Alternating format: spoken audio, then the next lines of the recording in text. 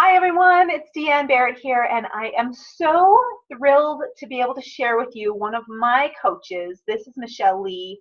Michelle is known for awakening women to their power so they can courageously live their truth.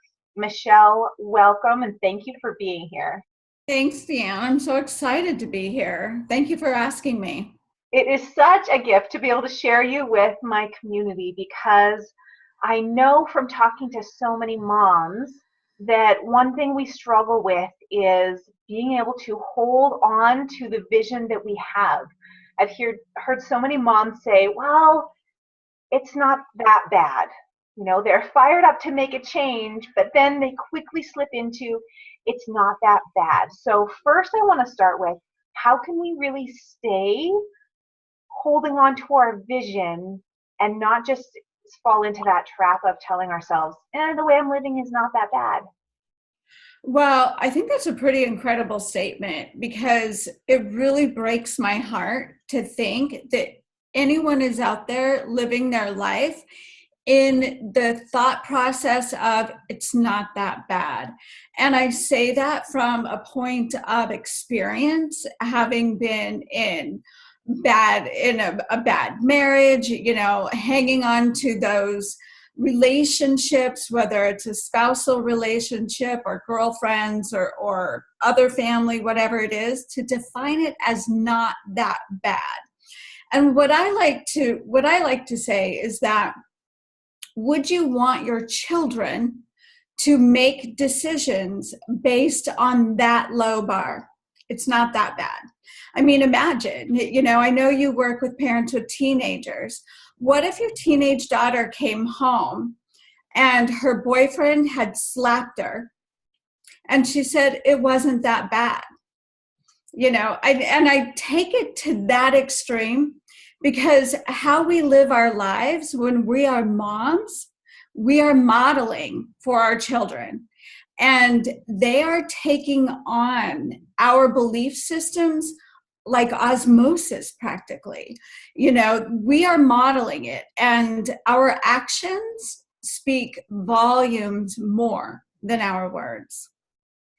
So powerful. And I know that moms out there are saying, of course, I can see it. I can see that.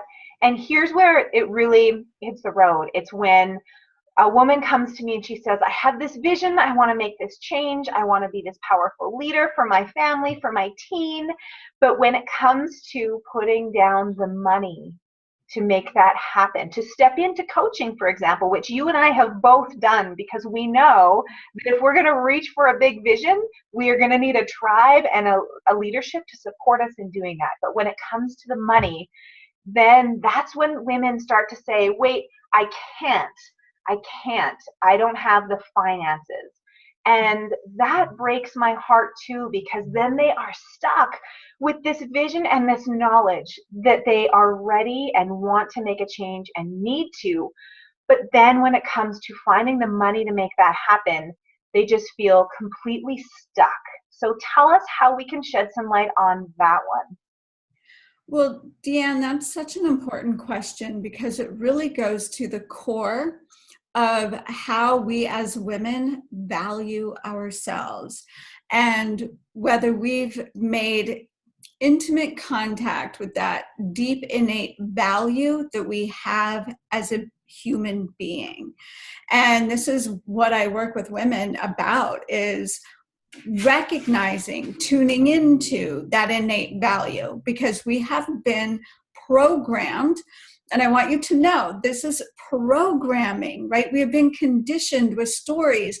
We have watched our mothers, our grandmothers devalue themselves as if everybody else's needs and wants, the things we spend on money for our children. I mean, oh my gosh, my son right now is into shoes. And every time I turn around, I'm at the Van store, right? I'm asking, like, do you have a punch card for every 9 pairs, I get a 10th pair for free, right? And, I want him to feel good in his body. I want him to experience an abundant universe. And at the same time, I say yes to me too, right? So what we're breaking through right now, Deanne, is breaking through that I don't get to matter because I'm a mom. I don't get to invest in myself, that somehow investing in myself, and this is the underlying belief, that when I invest in myself, I rob my family. And it's deep, deep conditioning in our culture. And so I want your listeners to understand that when you come up against this roadblock, and if you allow it to remain a roadblock, you are again modeling that for your children. One, they are learning that you don't matter, that the feminine in the household doesn't matter, right? And so that will extend into their future relationships, how they treat themselves and how they treat their spouse. So because it's just a conditioned story, we really don't know the truth. I do know the truth. I've lived the truth. That when I started investing in myself, when I decided, you know what, I'm going to act as if my needs and wants are important as my children's. And I've raised 3 children on my own. And when I began investing in myself, I became a better mom. That is, and I will say that, I will bet my life on that every single woman who invests in herself, truly invests in herself. I'm not talking about a Louis Vuitton $1,500 bag so you can look like you feel good about yourself. I'm talking about truly investing in who you are. That transforms every relationship. It transforms your relationship with yourself. And then how you show up for your kids is also transformed. So I guess my bottom line, how do you do that, is you have to take action based on the vision that you have of yourself over based on the fear. That when you invest in yourself, you are blessing your entire family. Because as the mother, as the parents, you are the glue of that family. Every action you take and don't take, your kids are reaping the energetics of that decision. Are you making decisions on fear, or are you making decisions on vision? Your kids are getting that. Whether you don't have to say, well, honey, I made this decision on fear. You don't have to say that. They are feeling you. They are sensing that. They are learning that at a very innate, deep level. That is so powerful. I love how you made it so very clear, making decisions based on fear versus making decisions based on vision. So clear and so powerful to be able to ask ourselves, how am I making my decisions and how am I really going to step into that?